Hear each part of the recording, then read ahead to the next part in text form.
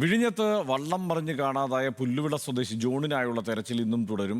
6 ദിവസം പിന്നിട്ടിട്ടും ജോണിനെ കണ്ടെത്താൻ കഴിയാത്തത് പ്രതിഷേധത്തിനിടയാക്കുന്നുണ്ട്. കോസ്റ്റൽ പോലീസും മറൈൻ എൻഫോഴ്സ്മെന്റും വേണ്ട നടപടികൾ സ്വീകരിച്ചില്ലെന്നാണ് കുടുംബം ആരോപിക്കുന്നത്. അതേസമയം മുതലപ്പൊഴി അപകടത്തിൽ കാണാതായ ഷിജിനായും തെരച്ചിൽ തുടരും. അടിയന്തരമായി മുങ്ങൽ വിദഗ്ധരുടെ സേവനം തേടണമെന്നാണ് കുടുംബം ആവശ്യപ്പെടുന്നത്. വിവരങ്ങളുമായി സനിസ ചേരുന്നുണ്ട്. സനിസ, ഇന്നലെ തന്നെ കുടുംബത്തിന് വലിയ പ്രതിഷേധമുണ്ടായിരുന്നു. ഈ വിഴിഞ്ഞത്ത് കാണാതായ ജോണിനെ ഇതുവരെ കണ്ടെത്താൻ കഴിഞ്ഞിട്ടില്ല, 5 ദിവസം കഴിഞ്ഞിട്ടും എന്നുള്ള ഒരു സാഹചര്യത്തിൽ മാത്രമല്ല, ഇന്നലെ മന്ത്രി കെ മുരളീധരൻ്റെ ഇതുമായി ബന്ധപ്പെട്ടുള്ള പ്രസ്താവനയും വിവാദത്തിൽപ്പെട്ടിരുന്നു.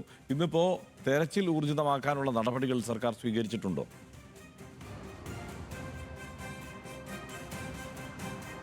ഇന്നലെ നമ്മൾ ആരോഗ്യമന്ത്രിയുടെ പ്രസ്താവന കേട്ടതാണ്. തിരച്ചിൽ തുടരും, സമയമെടുക്കും കടലിൽ ഇത്തരത്തിൽ കാണാതായവരെ കണ്ടെത്താൻ എന്നൊക്കെയുള്ള ഒരു പ്രതികരണമാണ് സർക്കാരിൻ്റെ ഭാഗത്തു നിന്നും ഉണ്ടായത്. ഇത് വലിയ പ്രതിഷേധത്തിന് ഇടയാക്കിയിട്ടുണ്ട്. കാരണം മത്സ്യത്തൊഴിലാളികൾ 6 ദിവസമായി ഈ 2 മത്സ്യത്തൊഴിലാളികളെയും കാണാതായിട്ട്. ഇതിൽ പ്രധാനമായിട്ടും എടുത്തു പറയേണ്ട 2 കാര്യങ്ങൾ. ഒന്ന്, ഈ 2 ജോണുമായി ബന്ധപ്പെട്ട് വിഴിഞ്ഞത്ത് മത്സ്യബന്ധനത്തിന് പോയ വള്ളത്തിനും അതുപോലെ തന്നെ മുതലപ്പൊഴിയിൽ ഷിജിനുമായി മത്സ്യബന്ധനത്തിന് പോയ വള്ളത്തിനും മുന്നറിയിപ്പുകൾ ലഭിച്ചിരുന്നില്ല. അത് ഉദ്യോഗസ്ഥ തലത്തിൽ വന്ന വീഴ്ചയാണ്.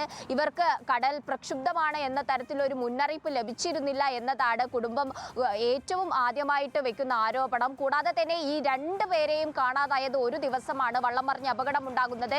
ഈ 2 പേരെയും പെട്ടെന്ന് തന്നെ തിരയാൻ വേണ്ടിയിട്ടുള്ള ഒരു നടപടി കോസ്റ്റൽ പോലീസിന്റെ നേരിൽ നിന്നും മറൈൻ എൻഫോഴ്സ്മെന്റിന്റെ അടുത്തു നിന്നും ഉണ്ടായില്ല എന്നതാണ് മറ്റൊരു ആരോപണം. നമുക്കറിയാം, ഷിജിന് വേണ്ടിയുള്ള തിരച്ചിൽ ആരംഭിച്ചത് 15 മണിക്കൂറൊക്കെ കഴിഞ്ഞിട്ടാണ്. സമാനമാണ് ജോണിന്റെയും അവസ്ഥ. ഇത്തരത്തിൽ 6ാം ദിവസവും തിരച്ചിൽ തുടരുമെന്ന സ്ഥിരം പല്ലവിയാണ് കോസ്റ്റൽ പോലീസിന്റെ അടുത്തു നിന്നും വരുന്നത്. നമ്മൾ കോസ്റ്റൽ പോലീസിന്റെ ഭാഗം കൂടി പറയുകയാണെങ്കിൽ, ഇന്ന് തിരുവനന്തപുരത്ത് കള്ളക്കടൽ ആക്രമണത്തിനും ഉയർന്ന തിരമാലയ്ക്കുമുള്ള സാഹചര്യമുണ്ട്.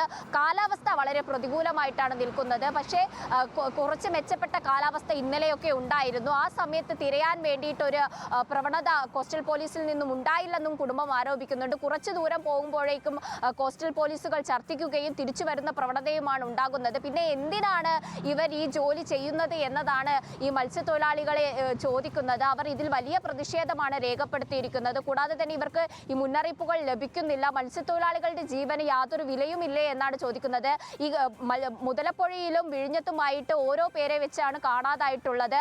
ഈ ഒരു സാഹചര്യത്തിൽ ഒരു ജീവന് വിലയില്ലേ എന്നാണ് അവർ ചോദിക്കുന്നത്. ഇന്നലെ ജോണിന്റെ മക്കളുടെ പ്രതികരണം നമ്മൾ കേട്ടതാണ്. മുതലപ്പൊഴിയിൽ സമാനമായിട്ട് ഫ്രീമോണിന്റെ 2 പേരെ ആയിരുന്നു കാണാതായത്. അതിൽ ഫ്രീമോണിന്റെ മൃതദേഹം കണ്ടെത്തിയിരുന്നു. അതിൽ പാറക്കെട്ടുകളിൽ അടിച്ചതിന്റെ പാടുകൾ മൃതദേഹത്തിലുണ്ടായിരുന്നു. അപ്പോൾ കുടുംബത്തിന്റെ സംശയം, ഷിജിൻ ഈ പുലിമുട്ടുകൾക്കിടയിലെ പാറക്കെട്ടുകളിൽ പെട്ടുപോയിട്ടുണ്ടോ?